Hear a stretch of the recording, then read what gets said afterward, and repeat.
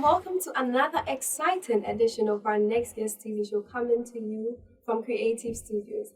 I'm Maud and I'm Ashiabo. For the popular music lovers and those familiar with the music industry in Ghana, I guess you can relate to the catchphrase Appietus in the mix. Well, on the show today we have Appiah Dankwa, popularly known as Appietus. He is one of the legends in music production in Ghana, the CEO of Creative Studios, a music producer, and a sound engineer. He's one of the best judges on reality shows like Mentor, Vodafone Icons, you name it. Join us as he shares his experiences with us both in his personal life and career. The show is brought to you by Moorish Pepper Sauce, Crummy Cakes and More GH, Vidanol for Kids, A-League Consult, and FGCA Management Consult. Stick and stay with us, we'll be right back.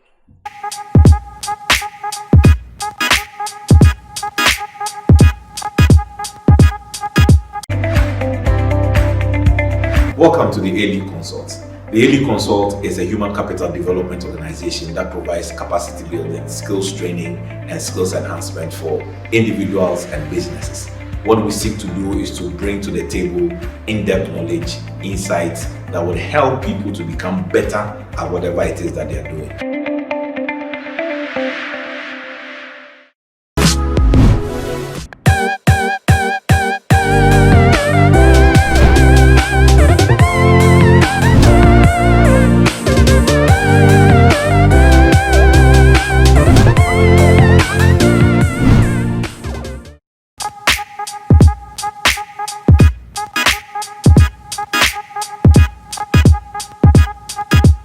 Welcome back from the break. This is our Next Guest TV show. My beautiful makeup is by Bronze Palette. I want to say thank you to her. Follow her on Instagram as Bronze Palette. Our guest for today is Appietus in the mix. Appietus, welcome to the show. Thank you very much. Are you still in the mix? Always in the mix. Always in the mix. Never left the mix. I guess you are obviously doing more than mixing. What other thing do you do? You mean apart from music? Yeah. I'm an entrepreneur. I own different businesses. Wow. Yeah. I'm interested in knowing why your signature tune is Appietus in the mix. Where from that? It just means Appiah and his tools, his equipment. Okay. When we come together in the mix, we make a hit. That's all it means. Appiah and his tools in the mix. That's beautiful. But was that your voice? Shatawale's voice. Appietus is Shatawale's voice. And then in the mix? It's a sample I picked. Yeah. Interesting. How did you get into sound engineering? Well, it started off as I'm a keyboardist in the church. Wanted to learn, so I started learning keyboard. First guy to teach me any course was Dennis Bote. He's now a doctor at Trinity Hospital. And yeah, it started off as me playing Foursquare Gospel Church. And then from there, I moved to Mount Olivet, Methodist, to Assemblies of God, and then to Alive Chapel. But when was this? This is years ago, Yeah, when it started, I was young. I was then in primary school. So that's interesting. It is something. In the 80s? Yeah, in the 80s. Then in the 90s, when I finished school, I was still playing at Orion Cinema, Alive Chapel, Salifua Marcos Church. Yeah. And then I was taken to Freddie Mer's place, which is in Adabraka. Oh, okay. I started learning how to sequence music, and arrangement and all that. And I went to K-Frequency, KK Dress, place, may he so rest in peace. He taught me so much. I would say that's where I got most of the skills KK did very well. He's not even alive to be celebrated, but he's somebody I'll keep celebrating. Okay. He and Freddie Ma. And then from there to Kansai Studios and now Creative Studios. Just to sum everything up. It's a long story, I'm telling you. I can imagine it's very long. Yeah. But what are some of the challenges you encountered? Well, I don't see a challenge in a field as a challenge, unless it is a challenge to you. Okay. I don't see that. If you love what you are doing, it's not a challenge. You want to explore and find ways to always make it better. Uh-huh. So I don't see it as a challenge. It's either you adapt or learn, or die. They say either you adapt or die. So I see it as learn. Okay. I don't see it as die. So I it's adapt always and I a learn. learn. Yeah. As human beings, you learn new things. And technology will not stick at one place waiting for you. It will keep moving. Yeah. So you need to follow up. If you don't, you are stuck in the old age. You're stuck in the old age. What was your first song? Do I even remember? That came out on radio. Just your first song that you produced? So my beat, I don't even know where it is. Wow. That's a Freddie. My real beat, I used to use the keyboard alone to produce for people in the church and take money from them. So this production thing started when I was just a keyboardist. They used to have some beats in a Yamaha, and when you press it, you can listen on the Roland. And I used those drums. I would create a beat and Charlie take money from the people who wanted to do songs and use the church staff to record. That time they had a 2-track recorder. So a guy had it, so we just bring it and record your voice, everything. You understand? We use a mixer there and I'll mix it for you. Then you're done. Yeah. How was the experience? The movement from Freddie to the late K. What was the experience like? Well, it was a good experience. I mean, I like to fidget a lot with gadgets. So Freddie Ma thought I would mess up his equipment. So he just took me away. Yeah. Not at all. No, I keep messing it up. I'll rename the whole preset in my name, Appiah Dankwa. Wow. And then he has to call Kwame Eboa to come and reset everything for him. Then I'll do it again. So he got fed up. And he said, you are out of here. Let me take you to somebody else. And that's how I got to KK. And the first time I got to KK is funny. I go there and he's recording a song with Fafa Blagoji. I'll never forget that song. Because that's how I got that employment there. Song goes, Aneshimelo, and these guys had spent like 2 weeks trying to make the beat. So when I came, they said I'm the new guy. He asked me, do you know how to use this software? I said, yeah, I know how to use it. Okay. We're going to get something to it. So do some beats. Let me see if you are good. Then I can decide if I'll work with you. And they left me alone in the studio. Then I deleted the song that we were hustling to do and created my own beat. Because I was good at doing it. So I just created my beat and then slept. So when they came, I was sleeping. I was like, hey, you're a lazy boy. You can't work here. Hey, yeah. We left, you didn't do nothing. So I've done the beat. And Fafa was like, hey, hope you saved hours. So I deleted it. But why did you delete it? Because I realized the beat was not dope. I was like, so that time I was diskette. They had this diskette computer. And we were using a Atari computer. And they were so pissed. They wanted to beat me up. Well, hey, you know what we have gone through? That's when I realized they had spent 2 weeks doing it. But you think 2 weeks is too much? Yeah, I just did it in less than an hour. So, wow. Yeah. The guy had already synced the vocal to the ADA. Wow, so I listened to when you press play, the sync will move the ADA and then, it was mechanical, really. It's not like computers now that everything is software based. And I just played a new beat. So Fafa just clicked the space bar and what came out, he went like, what? You did this beat? I said, yeah. They said, where is your letter? You wrote for employment. I said, I don't have any job. They wrote the letter myself and they left beside it. And so that's how I started working there. And I learned a lot. I met Sydney there, NFL, how do you call it? A lot of artists came through, case you can see. And that is when people heard of me. Ever. I mean, that's beautiful. Yeah. You're really a genius. No, I mean, I just love doing music. Yeah. I didn't take it as a job per se. But I love doing it. And the next thing I realized, I'm so popular. Wow. Yeah. But what was your first song that became a hit?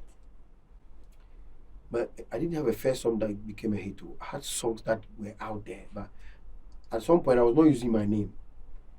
Tina na pampanam. Sentinel. There are a lot of songs I did that I didn't have my name. Because that I was not using Appietus in the mix. It was when George Ara was recording with Bandana there, Nasha Tawali. And he was in the studio at campsite and he was screaming, Appietus. Meanwhile, the thing was on record, but he had finished recording and he wanted to do a backup. Wow. And I was talking to somebody and I'd lowered the volume in the studio. I couldn't hear him. And he kept shouting, Appietus! And he has a way of calling me. That's how he calls me now. Appietus! I don't know why he does that. So after I turned and I faced him. So, boss, let me do this and that. But later, when I was listening, I realized that at the back of the whole song, Yeah. it was like 1,000 Appietus. So I just took one. And that's how it came to stay. I started using the song. So the first person I used for was Sydney. But I had a lot of songs back then. Balls. I worked with KK Dwa on Ochirahu, Dear Abnano, No Chirahu, all those times. But at the time, you didn't have any signature tune at all. It was not like that. I was not interested. But at one point, I think Hammer, last week, JQ had come with signatures. But I had hits before them, but I was not using my name, so nobody knew me. So I started putting Appietus. When I put in the Sydney song, the next person said, "Oh, I want it. Oh, Charlie, give me. I want it." Because I did a whole jingle. Appietus in the mix. Okay. So then they wanted it. Oh, Appiah, put in my song. Oh, I like it. So I was like, okay. I started putting in the songs. So that's how it came. I can't really tell which song. You can't really tell which song. It was at National Theatre one day that I was going to take an award on behalf of Frambosa, and I said, "Hi, my name is Appietus." And what happened in the room? I didn't run away. The way the people screamed, I didn't know I was that popular. I thought that nobody knew me, because when I was just working on it, nobody knew me. They didn't know, they couldn't associate a face with the name. Okay. But when they heard that's the guy, that was all my troubles. That's when I realized, so people really knew you that much. Yeah. Okay, so that transition from the analog to the digitized system, did it really have any effect on you? Unless you don't understand engineering. Some people are just trying their hands. Me, I had the opportunity to go outside to learn because I wanted to hear some sound. Okay. And I came to understand the basics, the kind of components they put in these electronic devices that we are using. So this amount of ripples, a human being can hear 20 hertz to 20 kilohertz. Above that is for birds and bats and all that. So am I mixing for human beings or am I mixing for this? You need to know, because sound engineering is purely physics. And if you don't understand it, problem. Purely physics? Yes, it is. And it's to remain like that unless God comes to put another ear in front of our head or something. Because the way you hear, there are certain frequencies. And as you grow old, it dwindles. So if you're a sound engineer, you don't know all this. Yeah. You just try something and people might never like your mix because they can't hear the most sweet things, because you have hidden them in frequencies that the human range, only kids, like babies, can hear those things. And as they grow, it comes to 17 kilohertz, then to 14, maybe 13 when you're around 60 something. So if you are mixing and you don't have all the goodies in this range, and you go put them at the very high top range and very low, dogs and elephants will hear it, and some bats will hear it, and people will think your mix is bad. But it's not entirely there. Because you didn't mix in a range where human beings are supposed to hear. So you understand, there are frequencies they use. So nothing changed. It's the same law. Yeah. You understand what I'm saying? It's like the Ghana law written in a new book or put on online. Yeah. And you say, the Ghana law has changed. It's the same law. Just that now you can access it online. Yes. Doesn't make it digital. So it has changed. It is still the same audio. It ends up in analog. But before you can get your ears analog, you have to come through the speaker with coils, copper coils, and paper or Kevlar, what they use to do the bulletproofs. So that the speaker can take more, dynamic range, more intense power. So if that's not it, and you are mixing, you have to think about the components in the phones and mix within that range, because that's what they made. These things might not have my string grade, and you are recording at 192,000 kilohertz. Then why people put that in there for a purpose? Yes, no, for that 48,000, I think is okay. So nothing has changed really.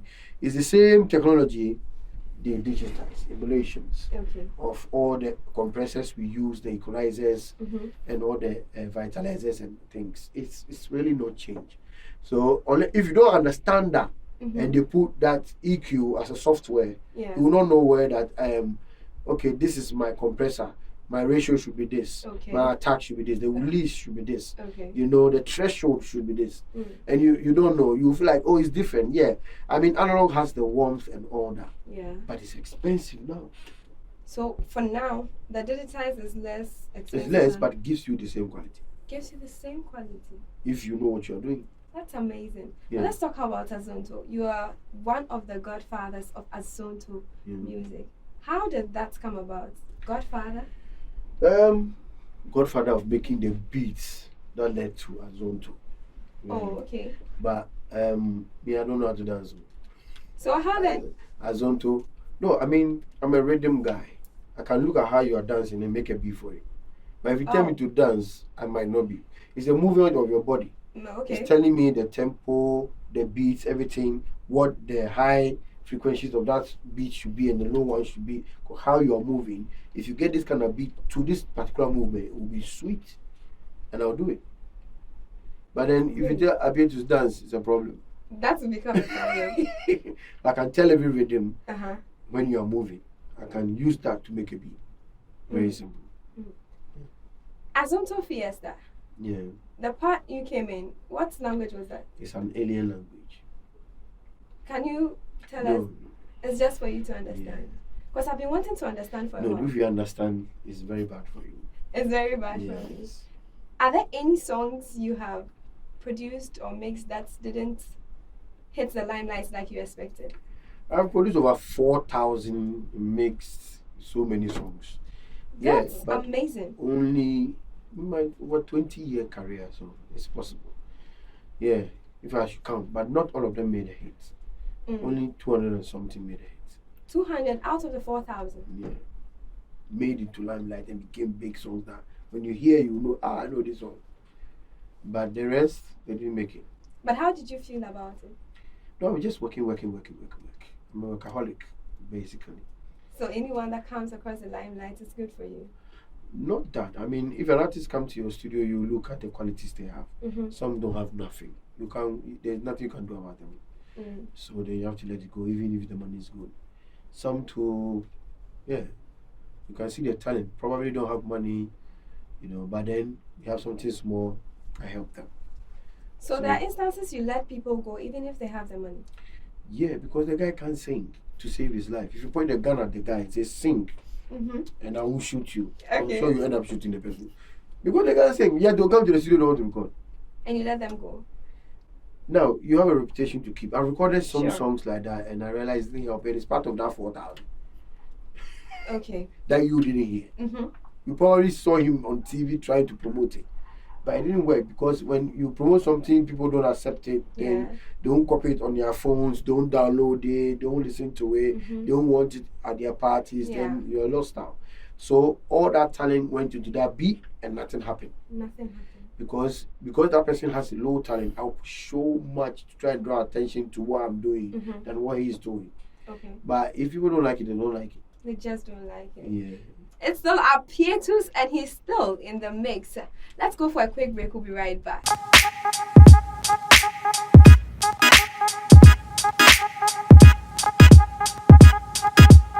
Welcome back from the break. We still have Appietus in the mix. Appietus, who are some of the artists you've worked with? I have like a tall list on my phone here. Prior, Wuta, 4x4, 55, Castro, Daddy Lumba, Frank Ponsan, Kufinti, Nkasayesa, Cordial Lord, Kenya, Bookback, Obrafo, Screwface, Adani Best, Aku Nana, Georgiara, Becca, Nana Champon, Kwade, Kwabna, Brothers, Ochami Kwame. It's a talk. It goes on and on. Yes. A lot of artists. I've worked with countless numbers of artists. Wow. Caesar, Omahini Pozo, Opo, Nana Kwame, Rex Oma, Regizipi, Osoja, Lucky Mesa, VIP, Tiny, that's Samini, a really tall list. Yes, Kofi Kinata. But how's your experience working with Lumba? Oh, cool. Lumba is a good artist. So he knows what he wants. So when he comes, he also knows I'm a pro. So it's easy. It makes it easy for you. Yeah, to work with. But how did you meet him? Well, I was there one day and he called me and he said it was Lumba. I said Lumba. Contini can call me and say he's the president. And he does all sorts of things. Contini the artist. You call him, hey, this is the president's office, and say some shit. Every time you call you, hey, this is the police, IGP, you're under arrest, something. So when he called, I said, Lumba, I said, Contini, stop this thing. I don't like it. And he said, oh, this is Lumba. I said, well, Lumba. But the way the guy is talking, I realized no Contini. And I said, is that the Lumba? He said, yes. I said, wow. He says he wants to see me. And he came. And we talked, blah, blah, blah, blah, blah. He says he wants to do an album with me. because he's heard what I'm doing. That time I had hits for Frampon, Sanko Finti, the high life vein was big. And Daddy Luma is a big deal. Yeah. Yes. And yes. I said, okay, let's do it. How about Prior? Prior, they were part of the Nescafe African something. The Nescafe is a certain reality show. And they gave me the artists to produce. Prior, Wuta, some other guys. And they brought Prior here. And they brought Prior here. Yes. But how was it like working with them? They were young guys who came through. They didn't really, they did something about groups. And I think they were second or something. And they brought them. So you worked on them, or they came with their own thing? No, I mean, young guys. So I had to do most of the work, and try and bring them to the level that is deserving. So that's what I did. Okay, now let's get to the reality shows you work with: Vodafone Icons and Mentor. Let's start with Vodafone Icons. Your group won in 2012, right? Not my group. Okay, my group won. Yeah. Yes. 2012. Yeah. How's the feeling like when doing it? It's a good feeling.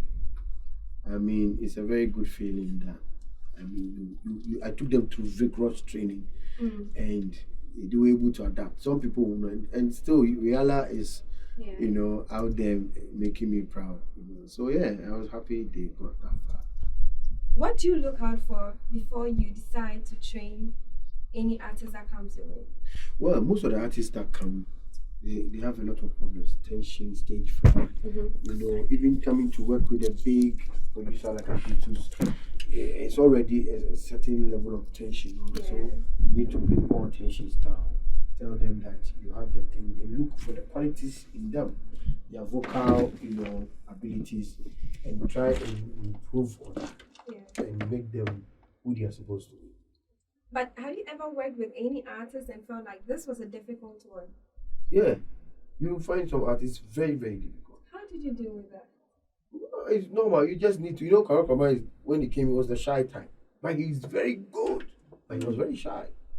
That guy can sing like he's from heaven. So I was like, what's up? We needed to push him, and continually was all, why you? I said, no, be patient. Because, it's not easy. Yeah. You meeting someone like Appietus, it's not easy. But he's made it, and he's a big artist today. So yeah, it's good. How do you see music in general, in Ghana specifically? I think that the business aspect of our music is the problem. When it comes to the art itself, it's beautiful. Okay. You realize there are talented people, but you see, there are not companies here. There's not a big label like Sony Records or Warner Brothers or something in Ghana helping. Yeah. The structures are not there. We are just trying to do with what we have, but it's not there. I think the government can just come in and change everything. It's very possible. The government can just stamp this way and say, I'm doing that, and that will change the whole industry. But I don't think they pay too much particular attention to our industry, and it's sad. So, you work with a variety of genres. How do you do that? I mean, I'm versatile.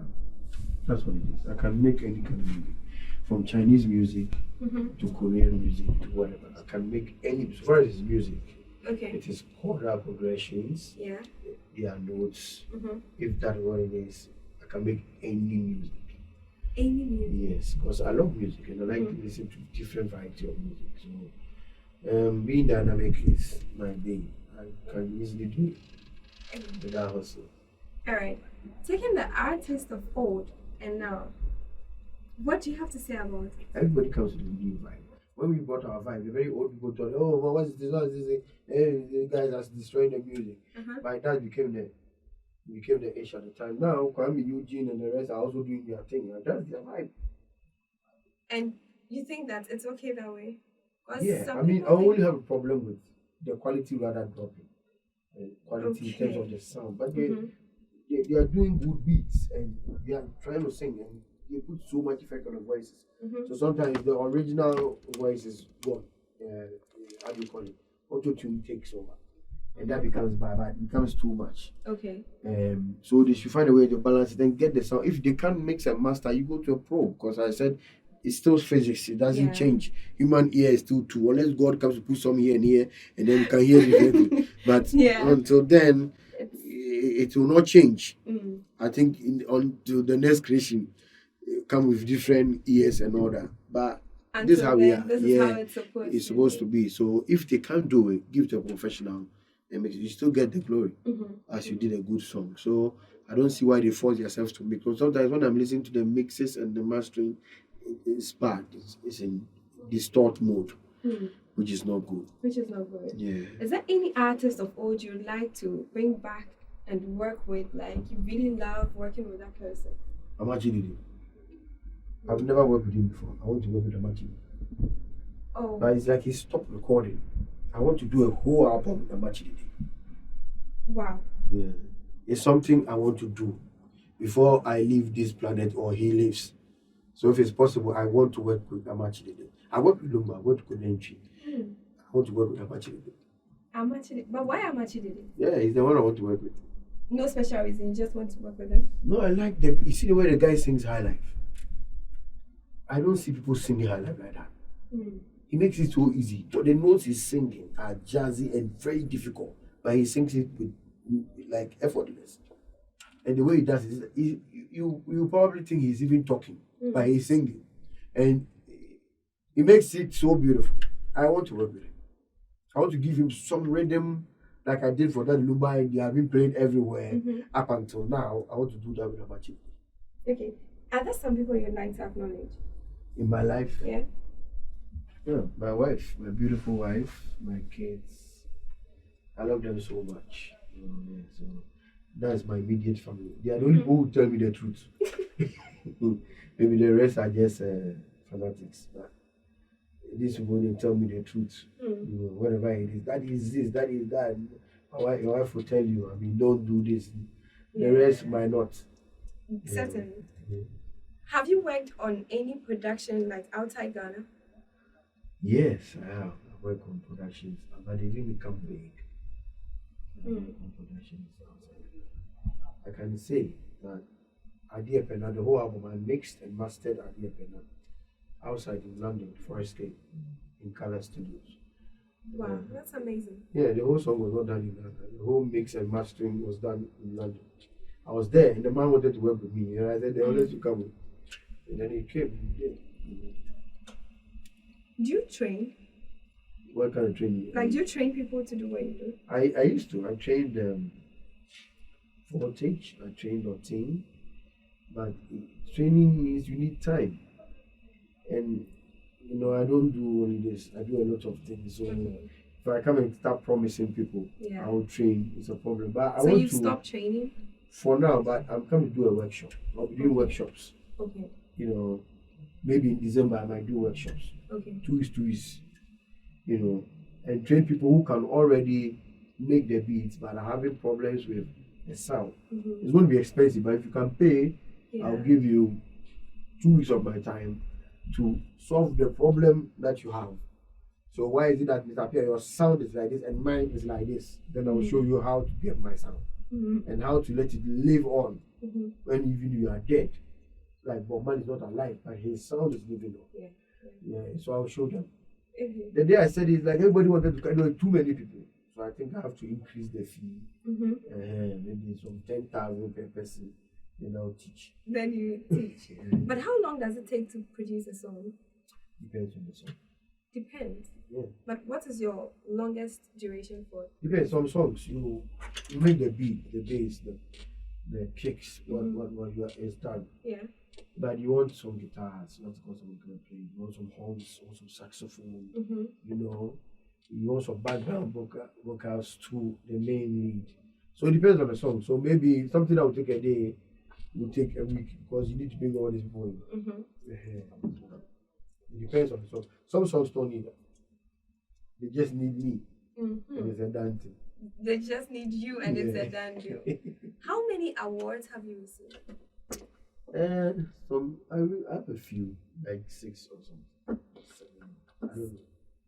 In Ghana. In Ghana, meaning there are some outside Ghana. I got some outside Ghana, yes. Some Sunshine Award. Some citations and things. I don't know where they are. I have a few here because my kids were just destroying them, so I had to take them from the house. Oh. Yeah. But which was your first award? First award? Mm-hmm. My first award was 2006. Which award was that? Ghana Music Awards. Yeah. How did you feel? It was your first, so I'm sure the feeling might be different. I didn't know they were going to give it to me. Yeah. And the award goes to Appiah Dankwa. I was like, You didn't expect it? Was it that you didn't believe in what you did, or you? Not that. They invited me. Oh, and, okay. You know, it was the industry awards night, and there was food, and I mean, I'm busy going, serve yourself, you know, it's a buffet. So, Charlie, go get Martin Council in hand, and the award goes on. I have to leave the food. And then go for your. Yeah. But what category was it for? Music producer and sound. Nice. You're really good at what you do.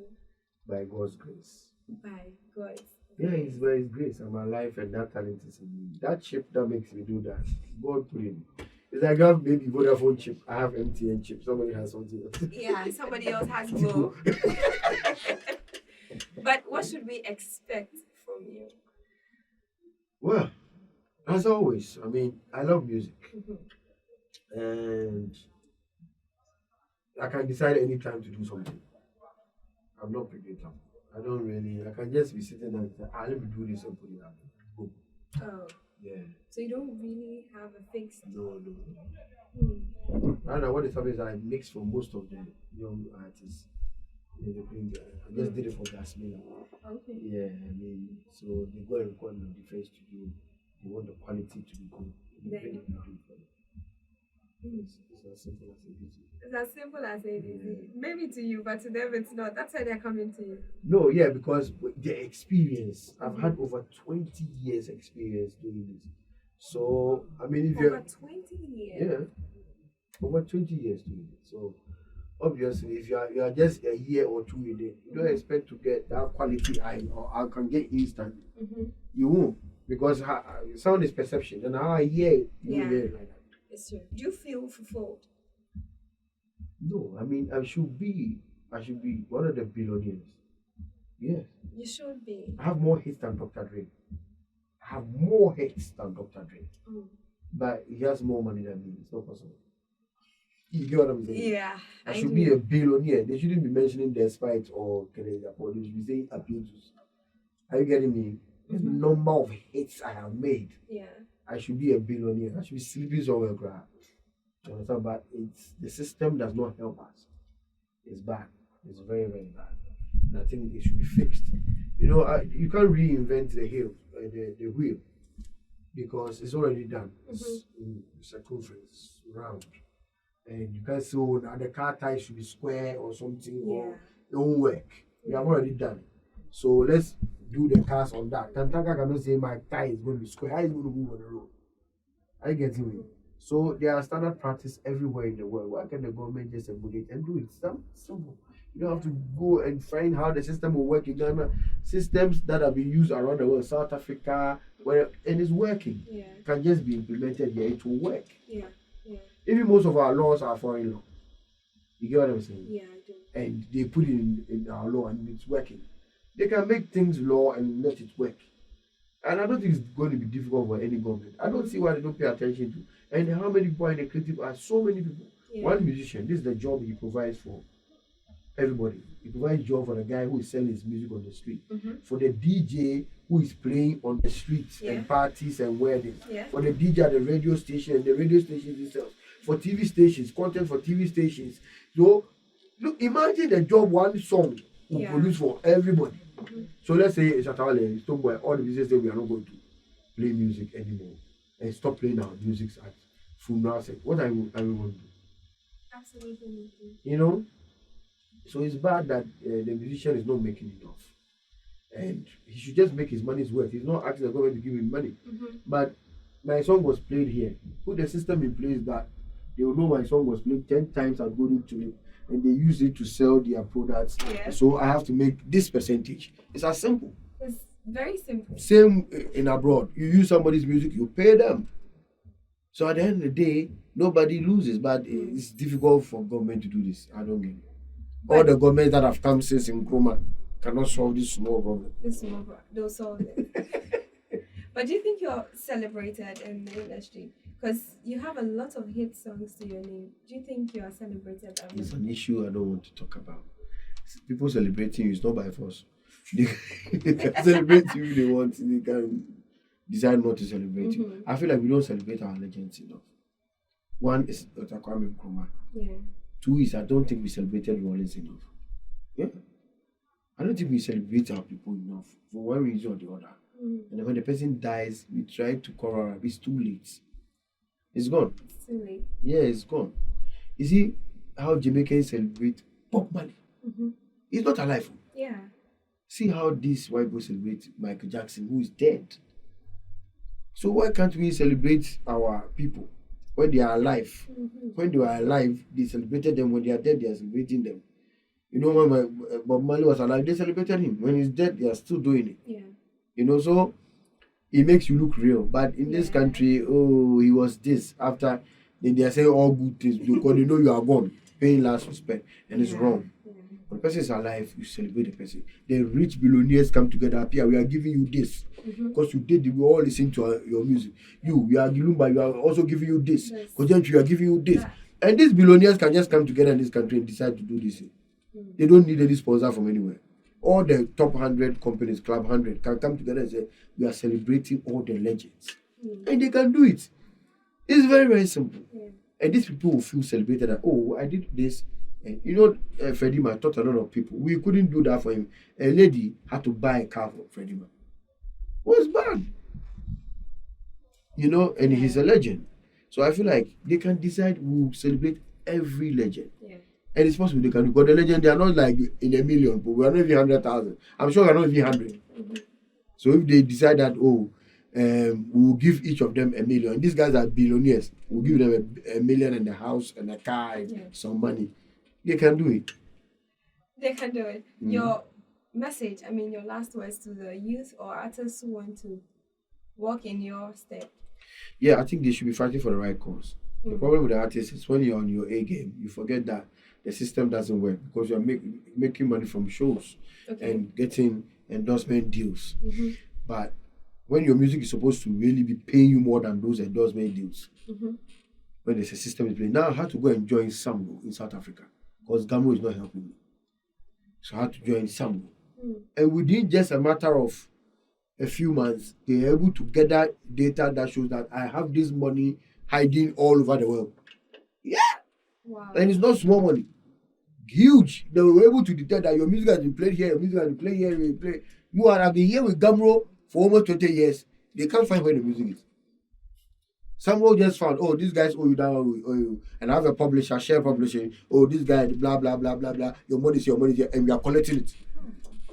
Even because of that, we are collecting, we know your money is there, they'll give it to us. So we are giving you advance of this cake. You see what I'm talking about? Yeah. But they see the money and they'll take it. But that's the law. And they've written a letter to Gamro. And Gamro is now saying, Appiah Dankwa. No, it's wrong. When you can do that, this thing is there. But it's bad. And I feel like I should have gone to Samro years back and made that money already. You see what I'm saying? You make it. But it's wrong. We should build a system where it's right. You know, there's a system in Ghana to protect a lot of things. They can protect the musician as well. You know, even the footballers. Look at them.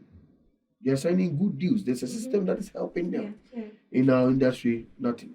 The entertainment industry, the actors or the musicians, we are all suffering. It's bad. Election is forthcoming. What do you have to say to the Ghanaian populace at large? Don't kill yourself for anybody. Don't kill yourself for somebody's father. Please, don't.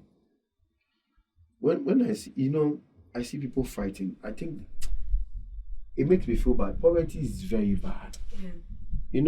Somebody has his children abroad. I don't see how the people are able to see this. Their children are okay. They live abroad. They send them money every time to do whatever they want. And you are here with a cutlass that you're going to start at the police station, and if somebody tried this, come on. Those people have nothing to lose. Then you're going to kill your fellow poor guy because he's at is of a different party and a different party, and he doesn't agree with you, so you have to kill him because of somebody's father you are looking for a job for, who you might never meet. Yeah, you might you never know. meet. So yeah, I mean, I will listen to what you have to say, what you can do, analyze it and see if what you are saying is true, if it's feasible. Yeah. Then I'll vote for you. I don't think it's fight. Appietus is telling us that we should make sure peace is the hallmark of this election. And also, do remember, COVID-19 is real. Do observe the safety protocols. If you missed any part of the interview, visit our YouTube channel, our Next Guest TV show, and it's right there. Catch us same time next week. Bye.